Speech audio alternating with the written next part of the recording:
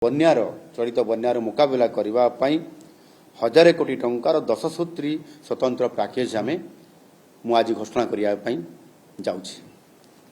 ପ୍ରଥମ, ବନ୍ୟା ପ୍ରଭାବିତ ଚାଷୀମାନଙ୍କୁ କୃଷି ଇନପୁଟ୍ ସବସିଡି ବାବଦକୁ ସରକାରଙ୍କ ପକ୍ଷରୁ ସହାୟତା ପ୍ରଦାନ କରାଯିବ।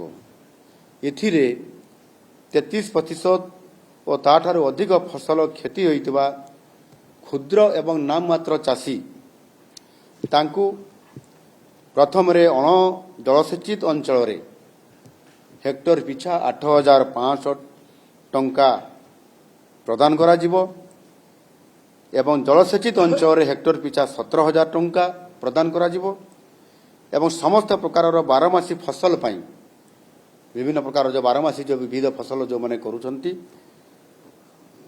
ପନିପରିବା ହେଉ ଏବଂ ଇତ୍ୟାଦି ଇତ୍ୟାଦି ଇଏ ସମସ୍ତ ପାଇଁ ମଧ୍ୟ ହେକ୍ଟର ପିଛା 22500 ଟଙ୍କାର କୃଷି ଇନପୁଟ୍ ସବସିଡି ଏଥିରେ ପ୍ରଦାନ କରାଯିବ।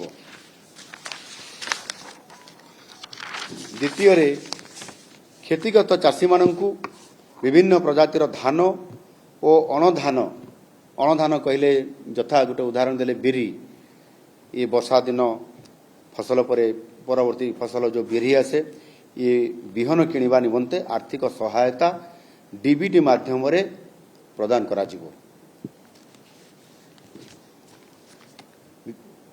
ଏବଂ ସରକାରଙ୍କ ତରଫରୁ ସରକାରୀ ଓ ଘରୋଇ ବ୍ୟବସ୍ଥା ମାଧ୍ୟମରେ ଆବଶ୍ୟକ ବିହନ ମଧ୍ୟ ଚାଷୀମାନଙ୍କୁ କିଣିବା ପାଇଁ ମଧ୍ୟ ଉପଲବ୍ଧ କରାଯିବ।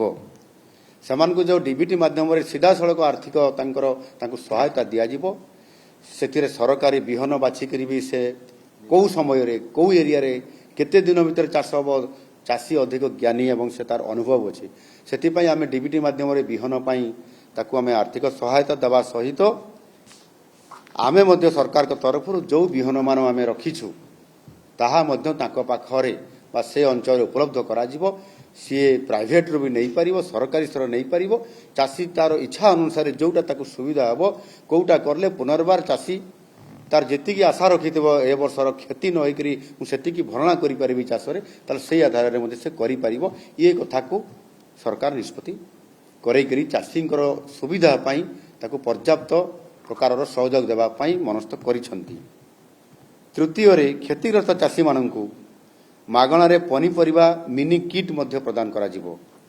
ବନ୍ୟା ପରବର୍ତ୍ତୀ ରୋଗ ପୋକ ପରିଚାଳନା ପାଇଁ କ୍ଷତିଗ୍ରସ୍ତ ଚାଷୀମାନଙ୍କୁ ଏଥିରେ 75% ପର୍ଯ୍ୟନ୍ତ ସବସିଡି ପ୍ରଦାନ କରାଯିବ। ଚତୁର୍ଥରେ, କ୍ଷତିଗ୍ରସ୍ତ ଉଠା ଜଳସେଚନ ପଏଣ୍ଟଗୁଡ଼ିକୁ